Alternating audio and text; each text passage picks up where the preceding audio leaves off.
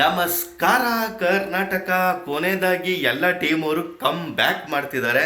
ಡೆಲ್ಲಿ ಅವ್ರು ಗೆದ್ದರು. ನಾವು ಕೊನೆ ಹಂತಕ್ಕೆ ಹೋಗಿದ್ದೀವಿ, 10ನೇ ಸ್ಥಾನಕ್ಕೆ ಬಂದಿದ್ದೀವಿ. ಎಲ್ಲ ಕಮ್ ಬ್ಯಾಕ್ ಮಾಡಿಕೊಂಡು ಮೇಲೆ ಹೋಗ್ತಿದ್ದಾರೆ. ನಾವು ಬಟ್ಟೆ ಪ್ಯಾಕ್ ಮಾಡಿಕೊಂಡು ಮನೆಗೆ ಬರೋ ಪರಿಸ್ಥಿತಿಗೆ ಬಂದಿದ್ದೀವಿ.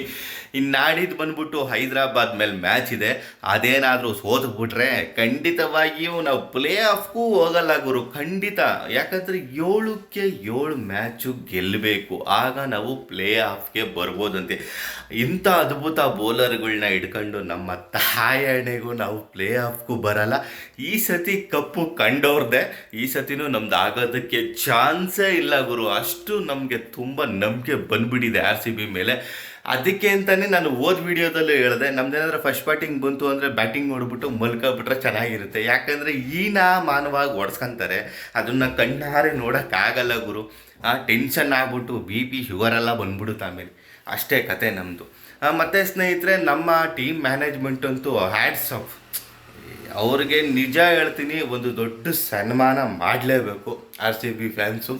ಅಂಥ ಟೀಮ್ ಮ್ಯಾನೇಜ್ಮೆಂಟ್ ಇದೆ. ಸಖತ್ ಖುಷಿ ಆಗುತ್ತೆ ಗುರು.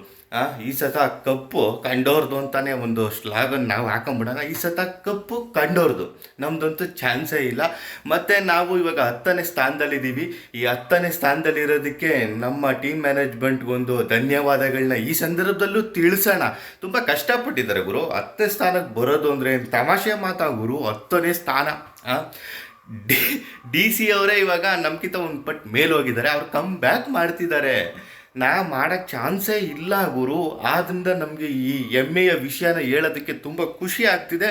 ಮತ್ತು ಸ್ನೇಹಿತರೆ, ನಾವು ಪ್ಲೇ ಆಫ್ಗೆ ಹೋಗ್ತೀವೋ ಇಲ್ವೋ ಅದನ್ನು ಕಮೆಂಟ್ ಬಾಕ್ಸಲ್ಲಿ ತಿಳಿಸ್ರಿ, ಹಾಕೊಂಡು ಕೊಟ್ರಿ.